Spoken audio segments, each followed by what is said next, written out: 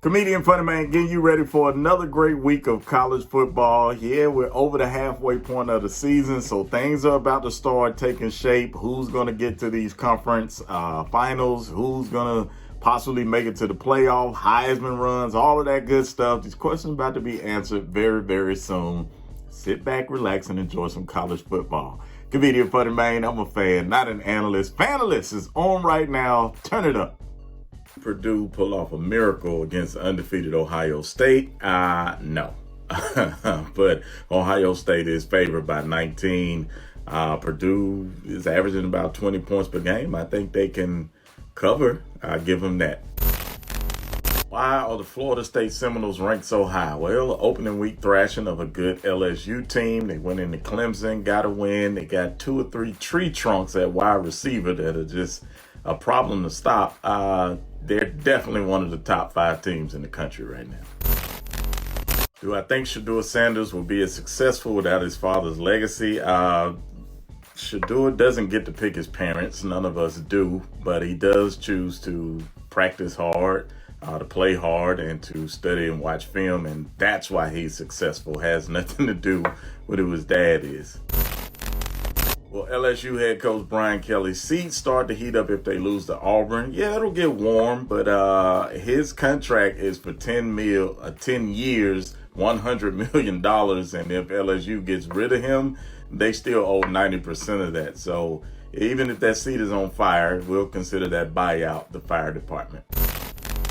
Are the Trojans of Southern Cal on upset alert? Listen, they're going into a hostile Notre Dame environment, but Notre Dame has not proven that they could beat top teams yet. They lost to Ohio State. They lost to Louisville. Here comes another top team with a better offense than the 2 teams that they've already lost to. I think USC will definitely have enough offense to pull this one out. Who has the better bounce back game, Kentucky or Mizzou? Oh my goodness, now that you're asking me, this might be the most less energetic first half. Both of these teams are coming off some terrible losses last week. I ain't gonna make a prediction. I just want to see who is going to be able to find some energy first after last week. You summed it up perfectly, man. LSU's terrible passing defense, Auburn's terrible passing offense, and on the other side, LSU's great offense versus Auburn's, pretty good defense. Something's got to give, and in close situations like this, I tend to give the edge to the home team, and that is LSU.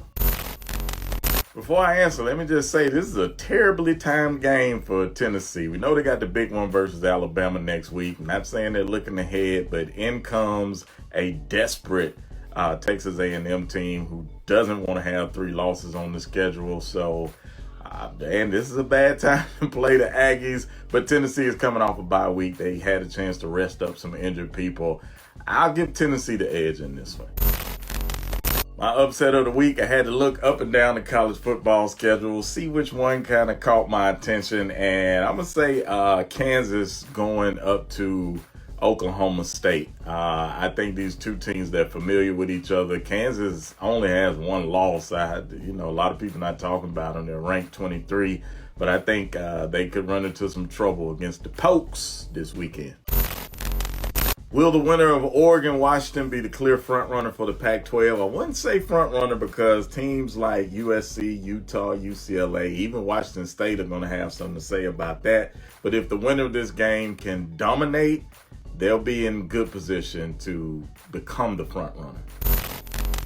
Yo, if you want to get your questions in, all you got to do is follow me on Instagram. I take your questions directly from my inbox, and I want to hear from you. So make sure you follow me on the gram and get your questions in every week. All right, we'll do this again next Friday. Comedian FunnyMaine, I'm a fan, not an analyst. FANalyst. See y'all next week.